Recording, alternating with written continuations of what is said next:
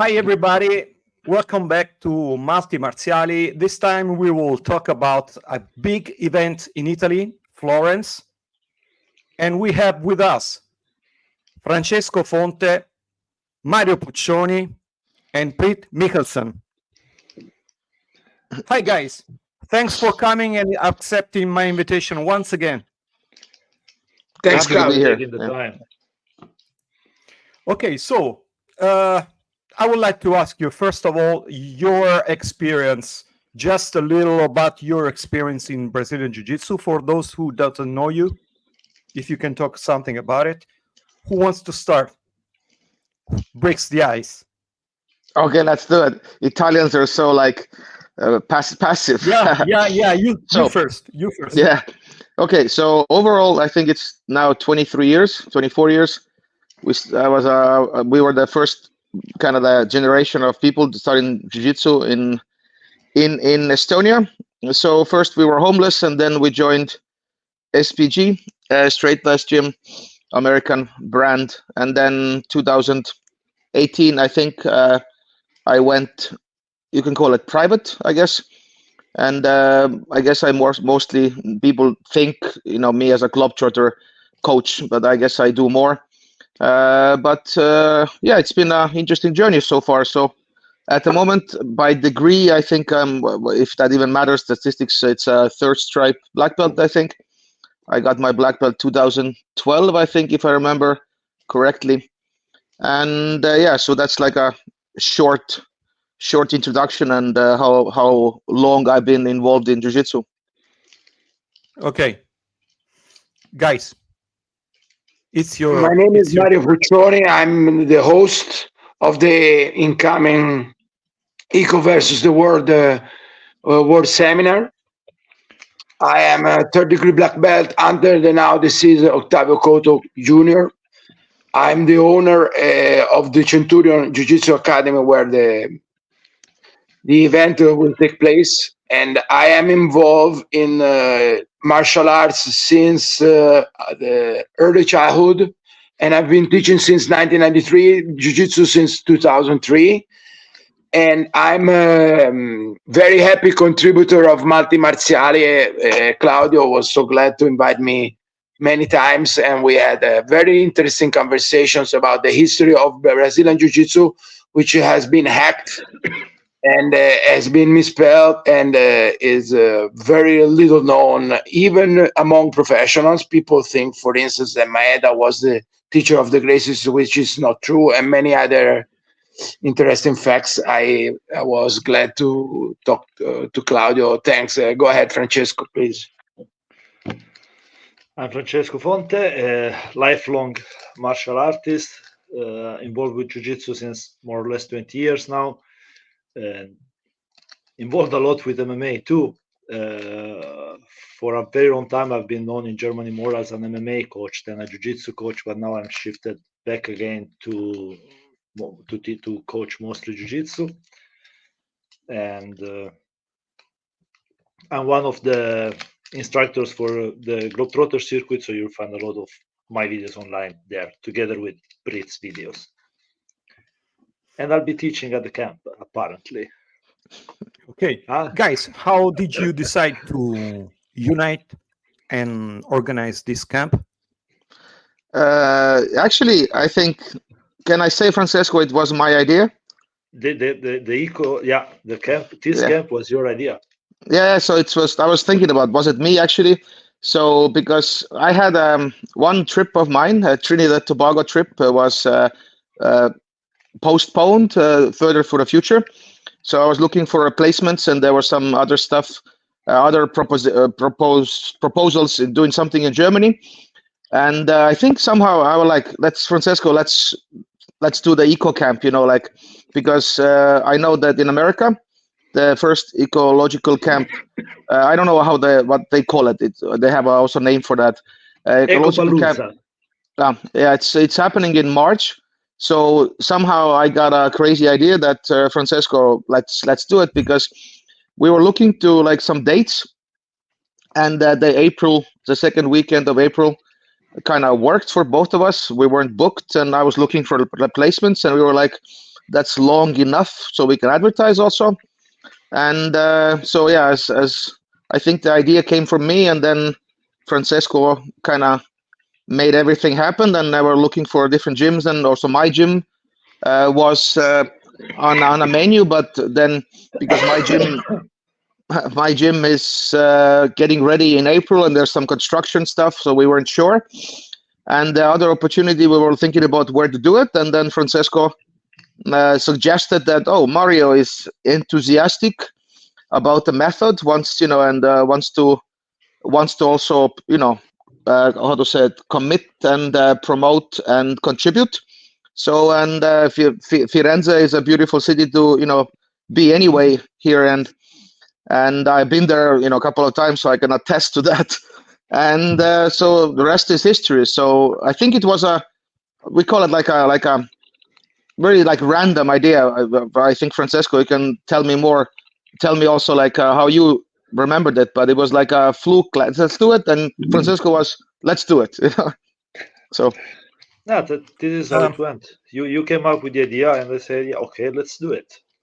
We dragged in so far Chris Payne and Ed Ingamels, and then we hope to drag in somebody else too. The more coaches, the better. Mario was very welcoming about the idea of hosting the camp. Here we are. I would like to think, or at least it's my opinion, that part of this, let's say the root, could be traced to the lateral thinking, an event that Francesco organized in Germany, first time 2020, if I'm not mistaken, and I was there. 2019, or sorry, and he drew. He dragged Priit down, and also my and Francesco. Now this is Sensei Octavio, because we were already looking, me at least, and Francesco for sure. I believe Priit too.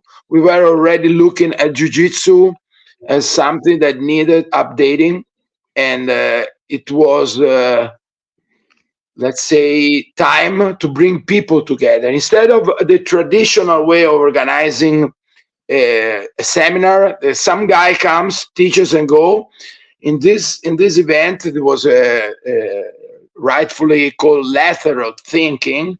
There were very advanced coaches and in the same room discussing and collaborating. So it was more a scientific way of approaching the evolution of this science, if we can call it like that.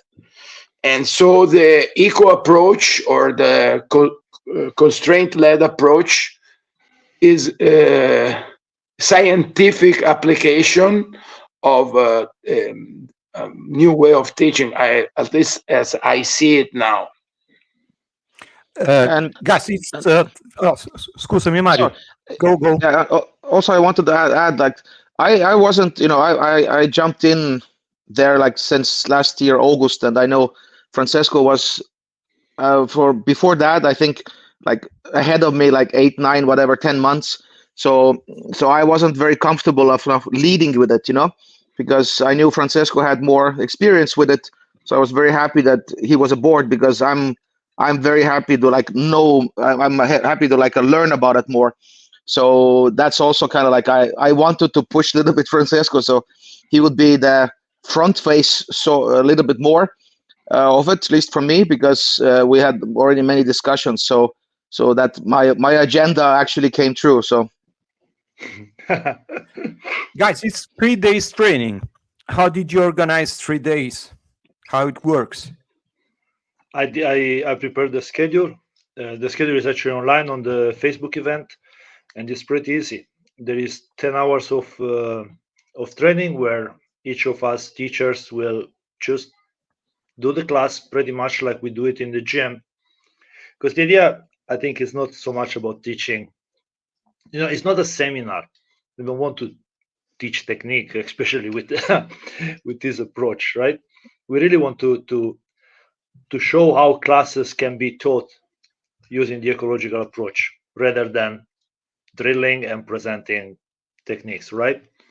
And there will be, of course, space for open mat and Q&A sessions where people can ask us questions, how and why we do things in this way.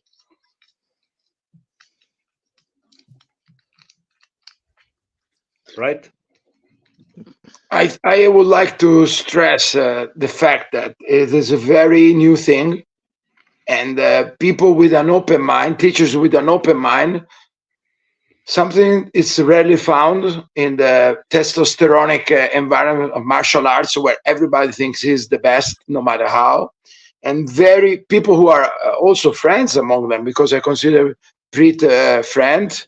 Francesco is a very, very old friend of mine, and Chris Paines, who's coming, is a friend of mine. He has been teaching at my gym since 2019.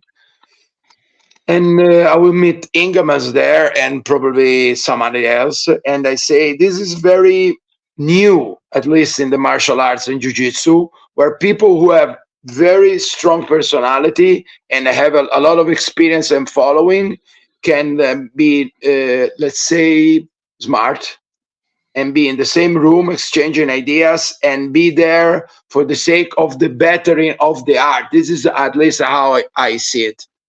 What do you think, Priit? For me, the schedule actually is pretty intimidating when Francesco did it. It's like it's full day of like action, and it's not like typically, maybe Saturday is like one class, then there's a break, second class, and done. It's pretty heavy schedule. So we'll see how it works. But I'm also interested to see, how people do it like regular classes, because in seminars there's more wiggle room, and I know I exploited that.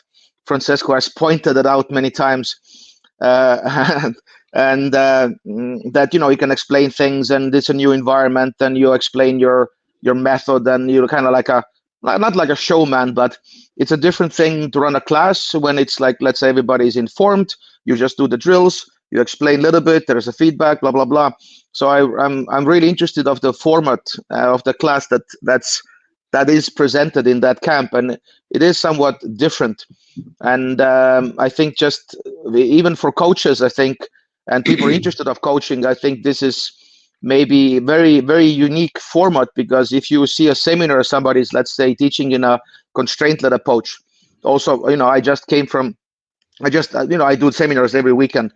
So, and it's still like, I do 2-hour, 2.5-hour classes, and you can argue like, oh, how do I format this to the regular class?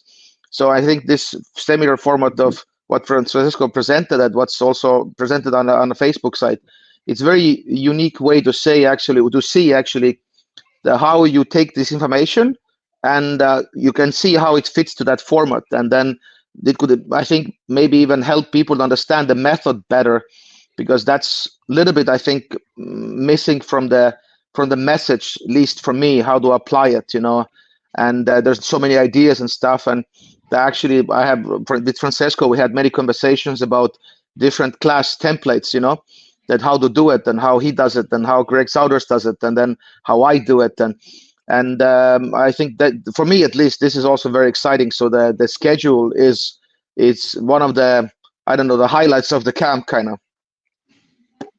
Yeah. Can you tell us something more about the ecological approach and how will be organized inside the seminar? Mr. Francesco. Well, as I said, the idea is that each of the teacher will just lead the class the way they would lead the class in their gym, in their training room. It's that easy at the end of the day, because I've been talking with many people about the ecological approach and why doing it like one way, and how do you teach this and how you teach that. And I think that the best way is to experience it, because I can sit for 1 hour and talking to you on about the benefits of training this way rather than drilling, right? But at the end of the day, you just have to do it. You have to experience it. you have to put yourself there and see, and you have to see things emerging from the environment instead of being directed step by step through a process, if it makes sense. And how the hours will be divided between the various experts? We didn't do that yet. We didn't say, okay, I take the first hour, you take the second hour. We didn't divide the hours, but we will just share equally, pretty simply. Okay. Yeah. Ideally, I would take one class and then I would just everybody else take everything else. So I could see how they teach. It's a joke. So I would expect, yeah, certain. Also, the X factor is Mr. Ed. So he has also experience with this and using this, and we'll see. We have to kind of argue about it, I guess, or debate about it, because people with more experience, do they get more time or is it more equal? Because I'm very interested. I've seen the Francesco classes, but I'm very interested to see how Ed is actually doing. But that's my personal thing. And obviously I want to see what Chris Paynes is doing, because I wasn't aware that he's so actually into eco, because in his website and stuff, now he's advertising eco games and stuff. So I knew he was doing something. So yeah. So I would, for me, even I would like to, like, me less and everybody else more. But I guess everybody else wants to see what I do. So I guess we end up doing equal amounts. And I guess also we people share get equally, Priit. Yeah. You will not get so easily out of it. We will Yeah, share yeah. equally. I hate equality. I'm actually looking forward to show you how I'm teaching right now, because we had, I think we clocked in dozens of hours of conversation about how we teach, what to teach, and why. Sorry. And one of the things that we debate the most is how open the game and the class are supposed to be. And my classes are getting more and more open. I understand have that. to, one of my goals is to give the less directions I can possibly give, for the less rules of engagement as I can possibly give. I have to talk as less as possible in my classes and let people doing all the work. So that will be interesting to see. But Sorry. you're also been using the method, I don't know, 8 to 10 months more than me. But I understand your point, and I would say I feel the same way. Even we have those debates, because I usually treat the classes as seminar classes and not like I'm teaching. Because I think there's actually a couple of ways to do it, because it's not only, I know in that eco camp we agreed that we do like a class as we run a class. But I don't think there's anything wrong to do a seminar in an eco way, when you actually have some context and you explain, and it depends what do you explain, not maybe the drills and stuff. But I think there's room to do both. But I agree with you also that I think it would be fun to just have a stopwatch and just let them say go, and then everything emerges. You have that cue words, everything tiled so much in that you don't have to explain stuff. That would be like super ideal. So yeah, I understand the idea. Well, yeah, something that needs to be said about this point is that you need to be in your room to really decrease to the bare minimum necessary the amount of information that you want to give. Because of course, if I'm teaching a weekend somewhere, like last weekend, or like I will do at Vince's place in March, sorry, the people on the mat are not used to my language, are not used to my directions, while in the gym, where they are with me every day, I can define certain situation and give certain tasks with 2 words, and they know what I'm talking about, right? I know. Outside of my room, I will obviously have to explain more. So that's what I'm saying. It's like in the seminar format, when you go to the different room, people are not aware why this drill that, what's the terminology. And so that's why I think when we do this seminar, the seminar weekend, it's I don't know how informed people are about stuff, that because if I go around, people actually are not very very well off just training with constraints and stuff, and it takes a while to get them in a rhythm and the pace and everything else, you know, so the injury risk is not very big, and they're actually doing what you know, the task requires them to do. So in this seminar format is also, there's right now there's 4 coaches, and probably everybody has their own language. So I don't think it's honest to also say we will do the class as we do in a gym. I think we try to do it as closest as possible, maybe, but I think it still will, yeah, will be still like explaining and stuff, and you know, and so that way the maybe intensity and dynamics of whatever the class is not one-to-one, so to speak, how we do it in the gym.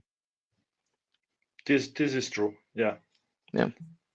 There will be a little bit more explanation than what is normally given in my class will be necessary, but still. Yeah, I agree, because the class is 1 hour, so it's not a seminar format, you know. You really have to keep that talking minimal and just do your best job, you know, that you understand. So, but it's, yeah, so I think it's a very healthy medium to show how to run a class in that sense. I'm looking forward to answer all the questions. How do you teach sliding knee? How do you teach taricoplata? But how do you teach omoplata? How do you teach this and that? I'm looking forward to answer all those questions. I will ask you this. Yes, again. So for well, I'm saying this a bit for Mario and Claudio, but generally for people listening. I think the last time was in at winter camp that we talked about this thing, because I was discussing I was discussing ecological approach with a few people. Some of them were instructors, some were not, and there is this question that keeps coming up: how do you teach this one technique with ecological approach? And I think that the question is out of focus. You know, let me find the best way to explain this.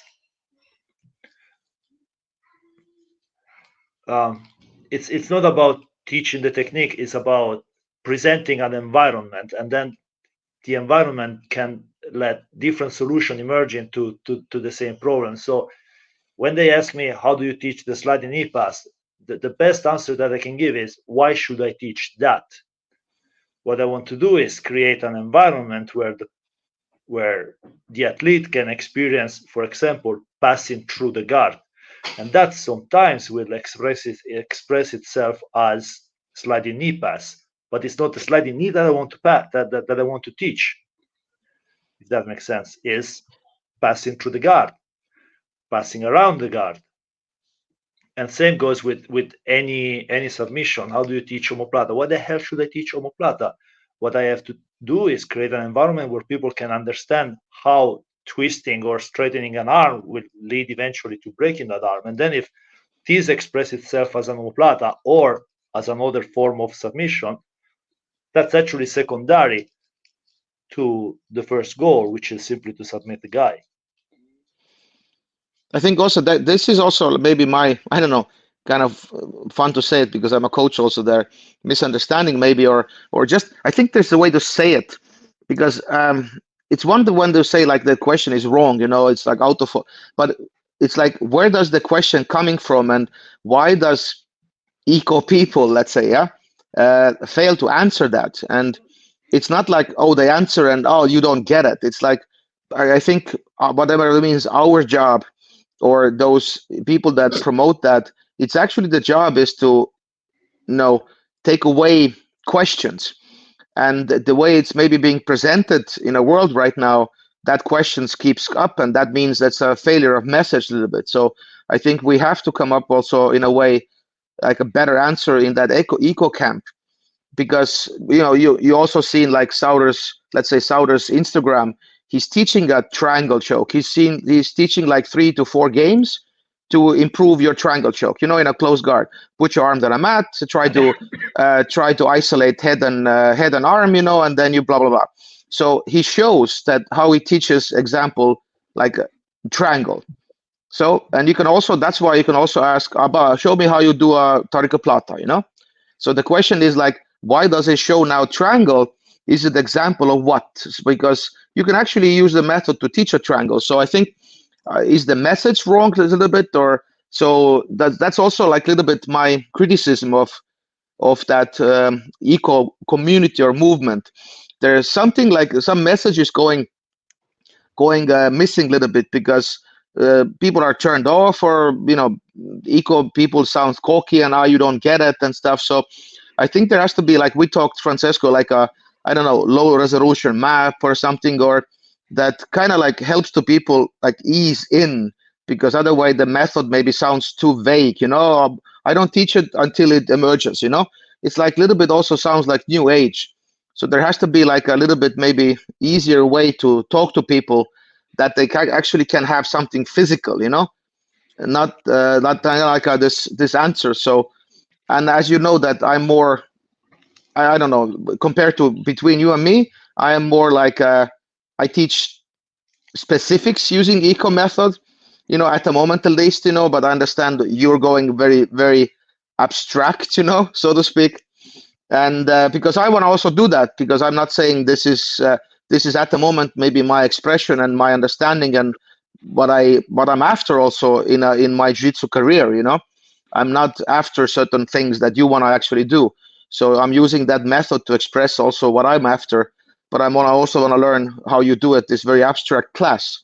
So I'm trying to understand the range of the method, very abstract and very specific. So is it not eco? Is it that? So that's why I'm very happy that this camp is happening, because I guess the idea of the camp with us, with Francesco, was this: let's get those people together who are using this method, and let's get to know this method more, how people use it, because there seems to be some wiggle room, and if people saying this is eco, this is not eco, and this is, so there seems to be like somebody's just opinion about it. And but is it really what? So what's the range? What's the border here? So that's I think that's really the main point of this camp, is to get people together who are practicing this method, so we can learn more about that method. And then obviously, like, if we'll see how the camp goes, and how the not the movement even, but we want to create a network of people that can learn from each other, at least in Europe, so we can get to the bottom of this. It's funny that you mentioned it, because I am actually at that point where I am not teaching absolutely any technique that is not already emerging from the environment. So when the technique starts to emerge, then I will start to talk about technique, not before. Everything is upside down compared to how I was teaching 3 years ago. There's absolutely no comparison left anymore. Do you think the eco approach is easier for someone, for a beginner, or for someone advanced to understand? So I think the both can. At least my experience is, when I teach, I have my gym or seminars, I feel that beginners learn faster, because we don't bother them with details. If the task is pretty good, task is correct, so to speak.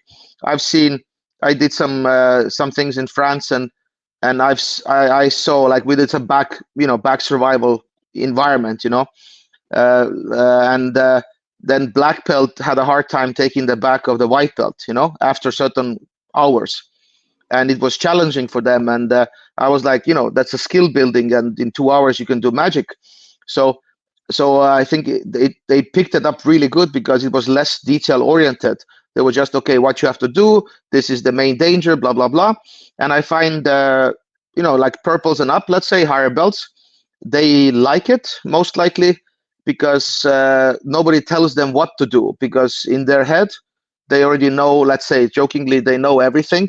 They already have their preferences, their routes and stuff, and if you give them a good task, they can choose themselves, because they know the game. And we can talk about it, give you some suggestions. But I think the freedom to choose, because they don't need another sweep in their game or something. They already sometimes know what they do, and they have already like something they want to work on. So I think for both it kind of works. And then there's time to go also deeper and talk about details.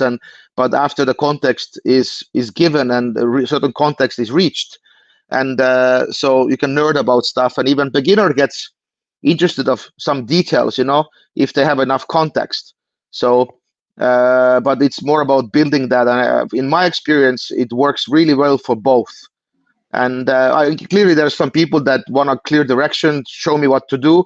And if you learned this way, always show me what to do. And then somebody just shows you, oh, so here's a task, try to solve it.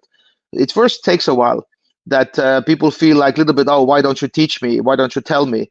So clearly, in that sense, if you're totally new to this, there is certain obstacle to get over it, because if you're not used to like solving the problems. But after the adaptation period, I think everybody likes it. So that's like in everybody, let's say most of people like it, and that's my experience. I think for the coach, it's definitely easier to not use this approach, because to go eco now, I it's not like I want to sound arrogant or anything, but to go eco, you kind of need to know what you are doing. It's much easier to just step on the mat and start telling people, okay, put your hand here, put your foot there, repeat it 10 times. Oh, coach, why it's not working? Oh, you have to put your hand, there or here, and then it goes. And then if it does not work in sparring, is because they did not drill it enough. So from a coaching point of view, I think it actually takes more experience to coach like this than with more traditional methods. Yeah, but what comes to coaching, let's say, when it comes to coaches, students and but coaching, I would say even like it's both, because it's hard to coach it with techniques because you have to come up with new techniques all the time. You have to watch YouTube or whatever. It's like new technique or something. Eventually you run out of techniques. You have to come up with some fancy ones, and maybe even not very related to sports sometimes anymore, because it's just you have to teach something new. And I think the technique method is somewhat easier, and somewhat in the end it actually becomes harder, and because the you run out of techniques basically. And the eco, I think, is in the beginning it's harder, but I think in the end it actually gets easier when you teach it more.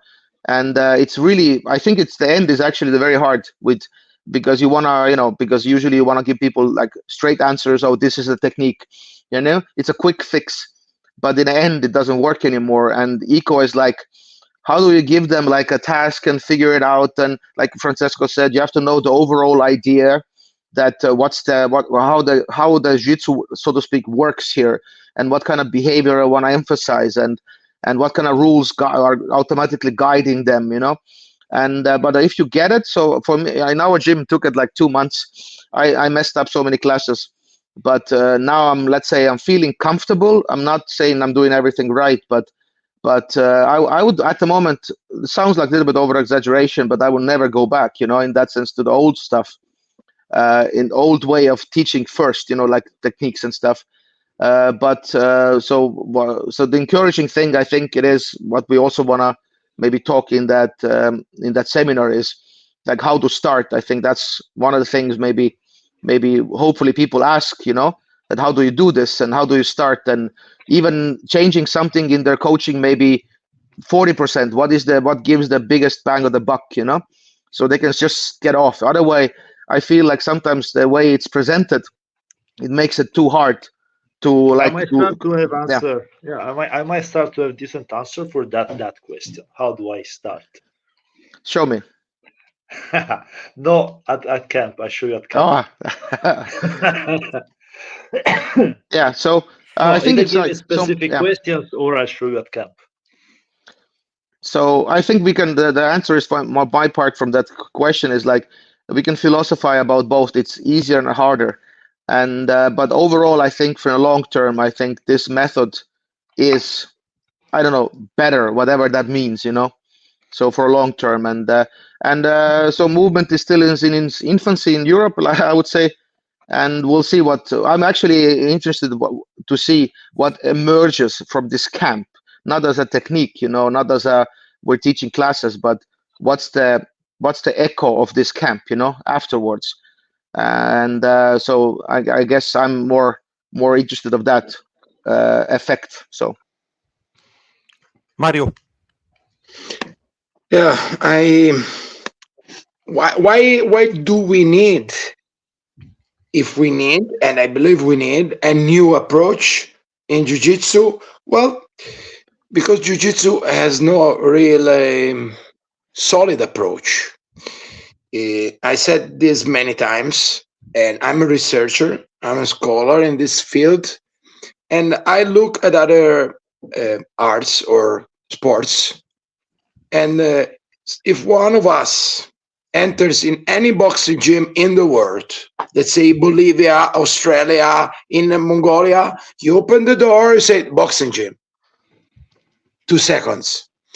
Then you go into a wrestling room, let's say United States, Russia, Argentina, you enter the room, okay, wrestling.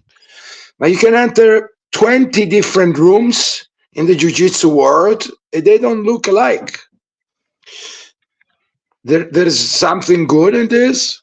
It developed fast because it was anarchic, or if it is the word, it was built on anarchy. There was no centralized Kodokan or IJF or for judo. But now he has diluted.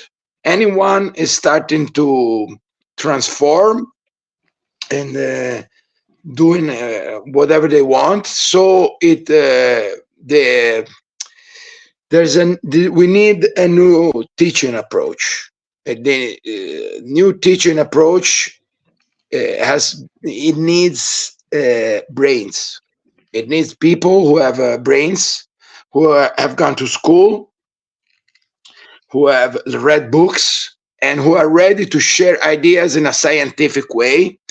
But jiu-jitsu was born on the shoulders of fighters.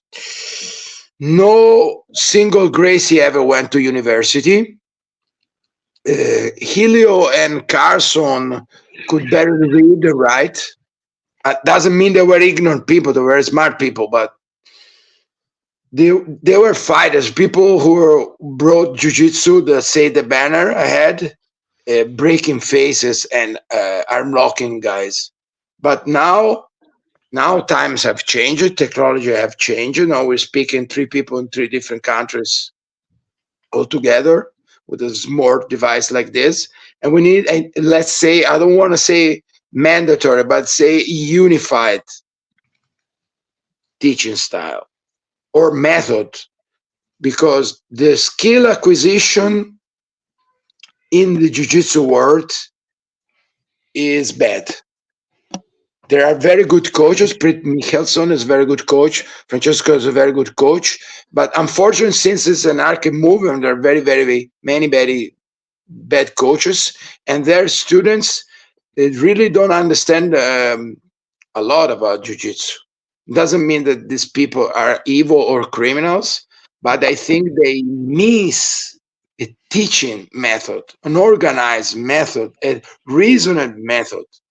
And I have been dwelling in the subject for many, many years by myself. And so I made many mistakes going here and there. And now that I see the light, let's say, is what I just stated. We need brains, we need a scientific approach, and we need standards to evaluate the effectiveness of what we teach, not the single technique, but the style or the method or whatever term you want to use it. Yeah, so and overall, I would say, it's just a method, it's just, there's different tool. There is always the fight against the information processing, and then it's ecological. And end of the day, it's a method to use to teach something. And as Ed, I think, said in some podcast, even, like, it's very, very, very, very, very, very hard to do at class, like only ecological. So I think he knows more than me in that topic. So that's his experience. And also, I tend to think this way a little bit. So for me, it's just a method. So I don't want to make it look in this camp. I think the name is very provoking, and that's kind of like a joke. Also, I think it's kind of meant to be this way. But it's end of the day, it's just a method to teach jiu-jitsu. And I don't like that vibe that's actually going around, also eco around the world, that this is the best ever, this is it, and it becomes kind of cultish. So I want to learn about the method, you know. So and that's my position in this. So Yeah, so so sorry to interrupt you, but your idea, yeah? what I want to state that the way, at least here, we are getting to this method is because professional teachers, people who went to school, they encountered a sort of a wall. So we see the limits. And I'm not saying the eco approach or the constraint-led approach is the paradise, is the upper limit. No, I'm not saying that. I'm not that good in it. I read a lot. I'm not a super smart person, but I am very good in researching. And what I say, the method is what we are doing now. Professional teachers working together, eager to learn and advancing to a better way of teaching. We're not talking about techniques. Better way of teaching, approaching teaching to people. You know, guys, it's the second time I hear something about the ecological approach. The first time was with Francesco in a podcast together in Italian. It's really nice to hear you, but it's really hard to understand without training what you're talking about and how do you manage the technique or what happens on the mat, for example. On the mat or somewhere else, because we are not talking about something specific for Brazilian Jiu-Jitsu, but exactly, it can be linked to anything. It's a skill acquisition process, and I think Francesco should be able to explain this, the constraint-led approach, which is probably the best terminology to understand what we're talking about. And I think he can, in a very short sentence, explain his approach to this constraint-led approach. So the idea behind is, rather than explaining somebody how to act to achieve to achieve an outcome, like, you know, if you want to pass the guard, put your hand here, put your foot there, now move your knee like that. Instead of doing that, the idea is to put people in environment and let them experience directly what happens, so that the proper behavior to achieve an outcome emerges. You know, the idea is to the athlete has to find the solution instead of being fed the solution.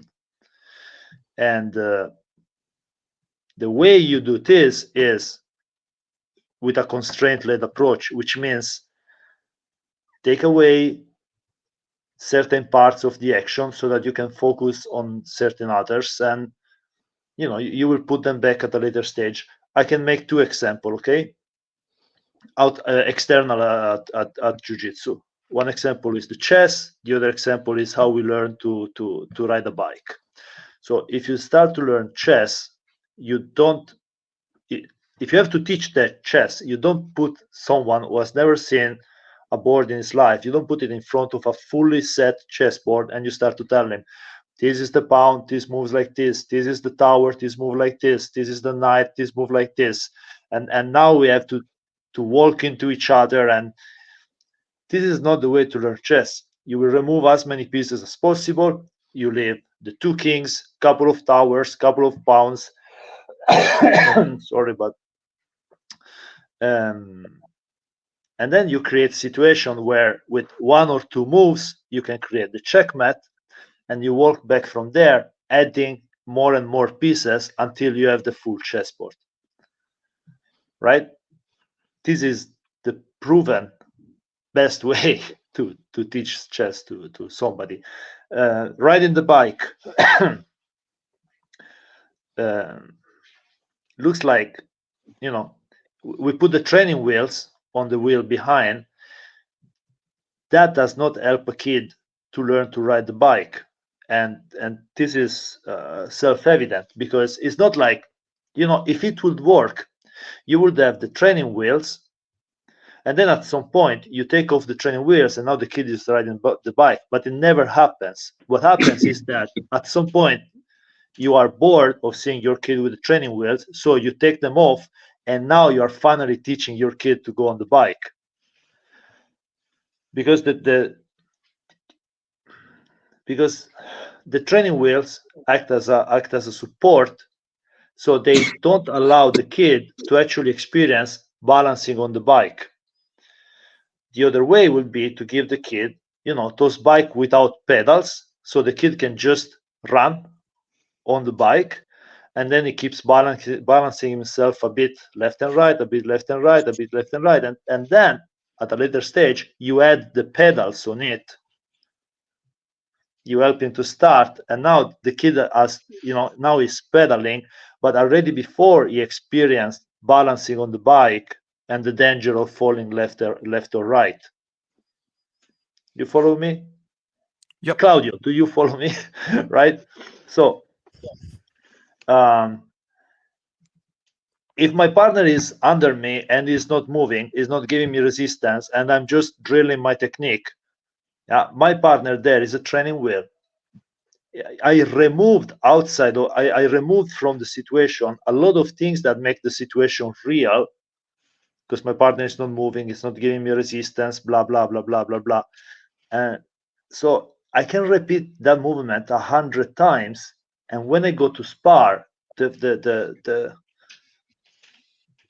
chances of hitting that movement, zero, because sparring will immediately introduce a lot of chaos in the system, and now you don't know how to manage it anymore. And that's why people bridge drilling and sparring with situational sparring, right? Yep. If instead I create a situation where the bottom partner is allowed all the time to give me full resistance on something, not on everything that I have to do, but on something, on a piece of that guard, a key piece of the guard passing action, now I can train that in a real environment. It will not be so much different anymore from actual sparring. So instead of having a training wheel, I take away the pedals. I'm passing you, but you are not allowed to use your arms to stop me. For example, it's not a very good example, but is the first I can come with to make the situation clear. We will add the arm late at a later stage, but the resistance that the guy is giving me is still real, and that does not need to be bridged to sparring. It relates one-on-one to an actual sparring action. Mario. Yeah, when I first learned about this through Francesco, or at least I had been exposed to the terminology. I've read something on specific newspapers about in other sports.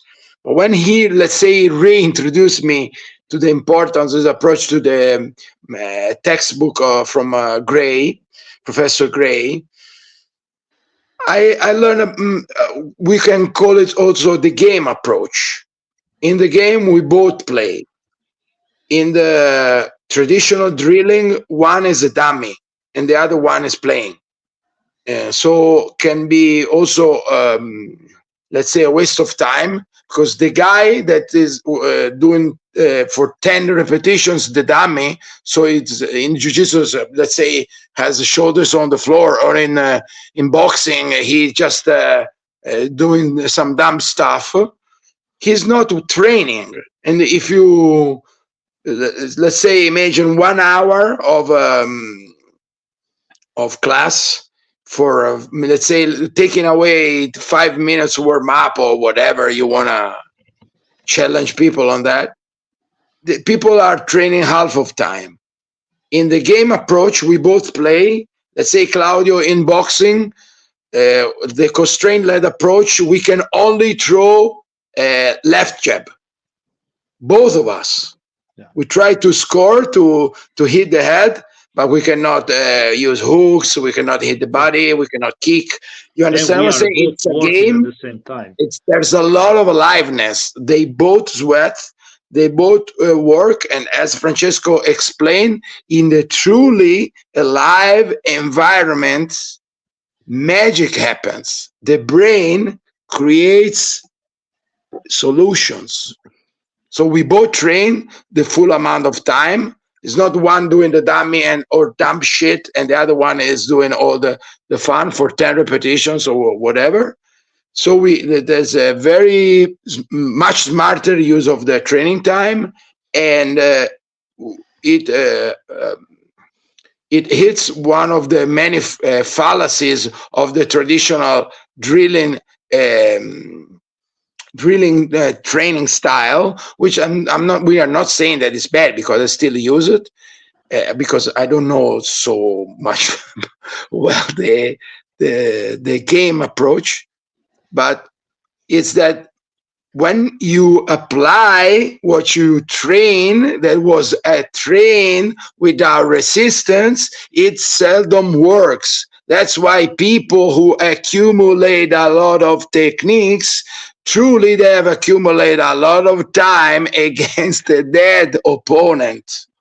And that's why they're not used to make it work against an alive opponent. Well, if you have two people and you give them headgear, mouthpiece, and you show them the strikes they can do in boxing. I'm not teaching you. You are not teaching the strikes. You're showing what they can actually do, and they have them spar 1 hour a day for let's say 1 year. They're gonna kick the other people, the drilling people, only to the curbs. I want to also add something. The eco, like you guys talked about. So I use the terminology "rig the game." So it could be like, like at the moment Mario was saying, both have a jab, and Francesco was saying like, I pass the guard, you can't use the arms. So that's how I use it mostly. It's you rig the game, and it's not like both have similar opportunities. Like, okay, you play the guard fully, I pass fully. Then I guess the main criticism, I guess, what eco guys get, oh, it's just a positional sparring. Yes, in a way it is, and I think we have to come up with a better explanation for it, because I know, but it's very easily labeled as a positional sparring. And again, then they're like the eco people are failing to explain why it's not, because everything can be considered positional sparring, in that sense. Yes. And then if everything is positional sparring, then it's actually nothing in that sense. But so I use like rig the games. So yeah, like in side control already start with Kimura grip, let's say, but also I can give like a bottom person defending very specific tasks to, let's say, defending. I can also say like, you as at the top get a Kimura grip, I can really end range of the Kimura and try to finish. Yeah, there's a certain ways to finish. And only thing I will tell the bottom person is just strip the grip. Don't even escape, let's say, yeah? Try to just strip the grip. Don't let them have a Kimura grip. Strip it, and keep that arm free as long as possible. If they get a grip, you strip it again. So it can be also like those kind of games. So it's not only, oh, I have to submit, you have to escape. It could be very specific tasks you give people to develop specific skills. And then you can go deeper or earlier defense. So but in a way, it is a positional sparring, but then we really have to define what is a positional sparring, because a lot of times I think when eco guys are telling there's no techniques, and I think the missing part was like we have to define what is a technique, and then people were arguing about is it technique or is it not a technique, but we never agreed about definition. What is a technique, So so that's also I would like to use that the rig the game, so to speak. So it's not always even, and one person can develop their skills, and obviously the guy that in my example was training Kimura stripping grips actually develops very necessary skill that's part of the defense. But also I want that one guy to ability to like finish Kimura so he stays there longer, and then we can open up the game and whatever, make it more abstract, as Francesco likes to do. So my mind at the moment works like this. So it kind of, it was kind of similar to how they said, but it's also I'm using a lot of time the rig the game stuff. So, but I can explain, I hope decently, clearly, the difference between situational sparring and an equal approach to whatever, right? Because if, for example, I make you start with back control, seatbelt, hooks, and now I go like, okay, person was the back control, has to submit, the other guy has to escape. I'm not giving direction, I'm not giving intention, I'm not giving point where to focus and point where not to focus. I'm not giving anything. That's situational sparring. It's at the end of the day, it's that easy. If I sit you on the mount, okay, mount top has to submit, mount bottom has to escape. This is not equal approach. This is situational sparring. It's different if, for example, we are working, it's a week or 2 weeks where we're working back control and things we can do from back control and how we get better at back control. So, okay, what's a skill of back control? A skill of back control is, for example, to maintain chest to back connection as long as possible. So we go into the back control position, and now I give task. And now I'm like, okay, person in the back, you cannot put your hands together, you cannot cross your feet together, you have to stay chest to back as long as possible. Person in the front, you have to turn to face your partner.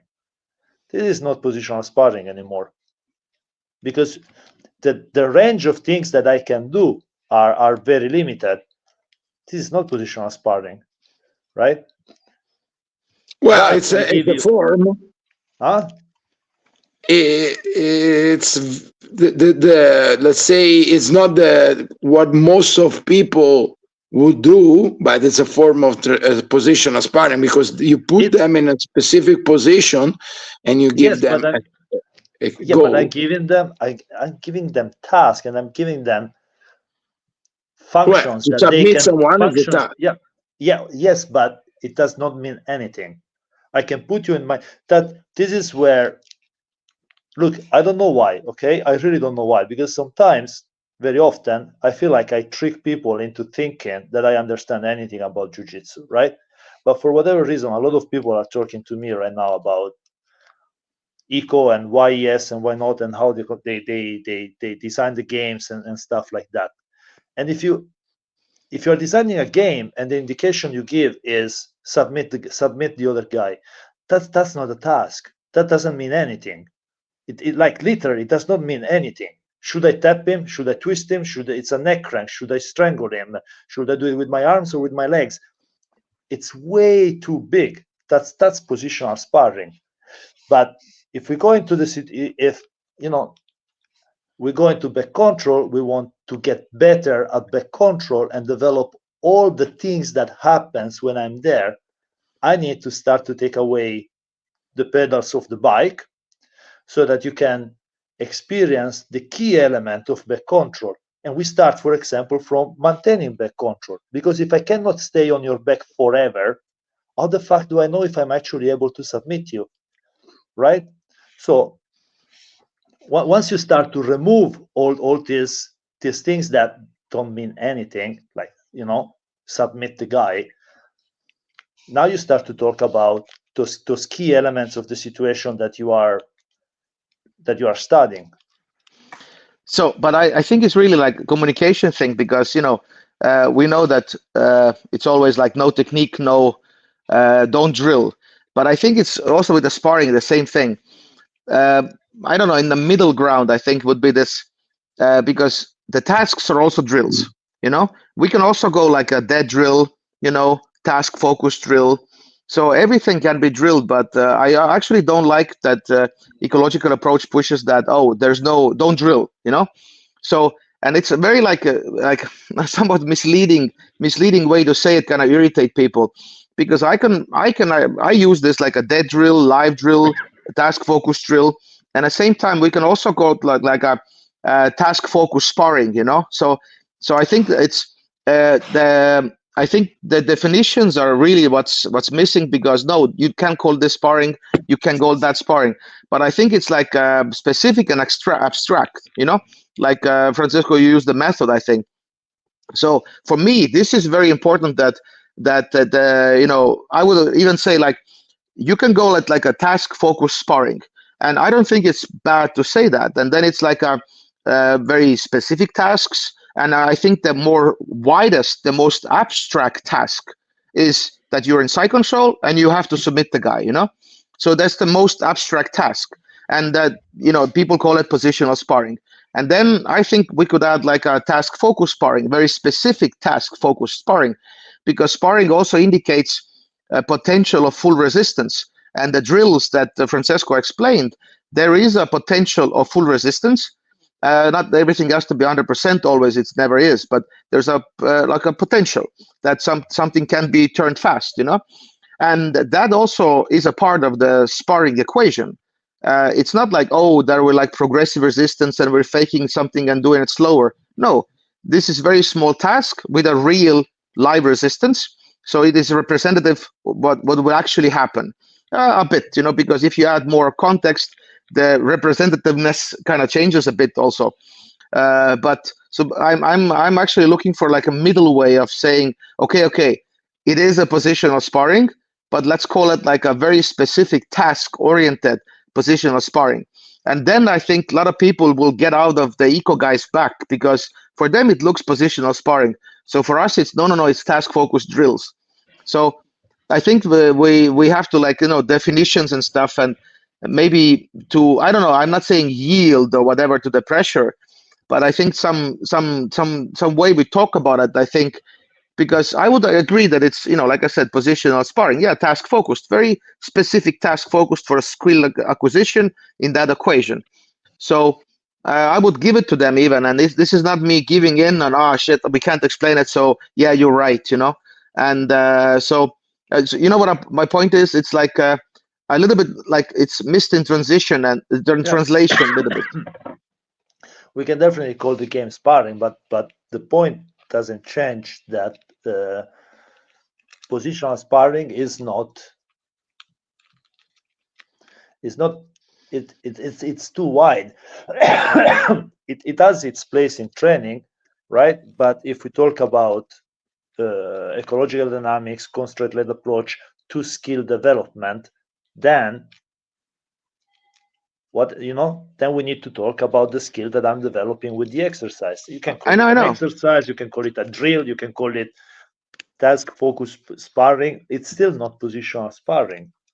I know. That's what I mean. It's like it is abstract, but I think we have to agree with the like words and eco people fighting like it's a task, it's not a positional sparring, and then people like, yeah, it looks like it is, and in a way it is, and so I think the fight is happening at the moment somewhere else than it should be with the eco versus the world, and maybe so my also wish and also like a reason to do this camp, and the idea is to actually move the focus to something else actually that's important, so that we get away from that. Is it a drill? Is it not a drill? Is it a sparring? Not, but let's agree that what it is. Let's agree on terminology and move away and move actually to the point that's Francesco is talking about. That's actually matters, so I think the focus needs to be changed. Otherwise we're just alienating different people that are calling us, and you're not saying what it is, and I have agenda and stuff, and I think it's a little bit, we should correct the direction of where it's going. I find important, kind of important to be clear about the fact that it's not positional sparring, and training, doing a lot of positional sparring does not mean you're training ecologically, because the positional sparring is the reason why a lot of people just dismiss this almost the entire approach, and they go like, oh, we have always done like that. No, you don't. No, you didn't. I agree with that. In that sense, it's a very abstract version of the ecological approach. I agree with that. But you understand my point. It's like what we do also, it can be called very specific oriented task, positional, whatever. It is sparring, because if that's what I mean. You want to philosophize about on my mat, we are only sparring all the time. But because I introduce specific tasks to develop specific skills, I hope. Guys, I would like to say to public, if they want to know something more about this, all this will be discussed on the mat in Florence, in the States. So I would like you to invite the public. Why should they come? Priit, you first. Why did she come? So we could end this discussion. So because we have had so many discussions with Francesco, and we'll still keep having that because I'm stubborn. I want to know, because this is a camp for people who wants to understand the method, who really can talk to people who are trying to practice this method, and we want to, like, let's say, move, like Mario was saying, like, move the direction of maybe teaching jiu-jitsu to the direction that is based on skill acquisitions, and in the method that we can base it on something, not on some authority, but actually we can base it on, like, science and everything works. And so it moves away from somebody's hands and it moves to the way that we're, let's call it meant to learn or whatever. And so that is the first of its kind, I think, in Europe. So I think I'm very excited about it, and we're also very terrified of it. And I think it's starting, I hope it's starting certain movement and networking for people to understand how to better jiu-jitsu, so. Francesco. I'm just going to say, come and experience it firsthand. It's the best way. It's one of the most talked about topic in the web right now when it comes to jiu-jitsu. So yeah, instead of going like, oh, we always did like this. No, you didn't. And instead of just theorizing about, come and experience it and ask questions. Bring your questions, all of them. Mario, I would like you also to tell us everything about the event, the place, the days, and how to subscribe and contact you. So the event will take place at my academy, which is called Mars, like the God of War.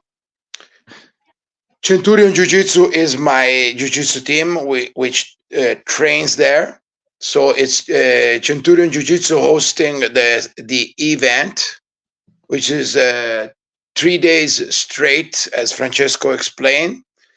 And people must enroll and pay in advance on PayPal. It's everything. It's clearly explained on the Facebook event.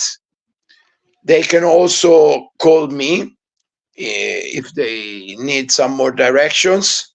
Florence is the city of art. That's a major tourist destination worldwide. So it's a very good idea to spend some days maybe sightseeing, and then for jiu-jitsu enthusiasts, especially teachers, coaches, they should come, because it's a very, very important moment in the jiu-jitsu world. It's an European event, which I'm super proud of, and it's an Italian event also, which I'm very happy in my gym. And I invite people to come and be part of this thing, which is a planetary premiere, and be with us the second weekend of April. And I would also like to add that there is everything in the description of this video, all the contacts Mario will give you. So you must open up the description and read. There is everything there. Guys, I would like to thank you again for coming. And see you soon. Grazie, Claudio. Grazie. Thank you, guys. Thank you, guys. There will be also a podcast in Italian, so we can give also information in Italian for the Italian guys. And thanks again. Priit, thank you. Nice to meet you. Francesco, grazie. Mario, grazie ancora. Thank you, guys. Thank you. Bye. Ciao. Bye-bye.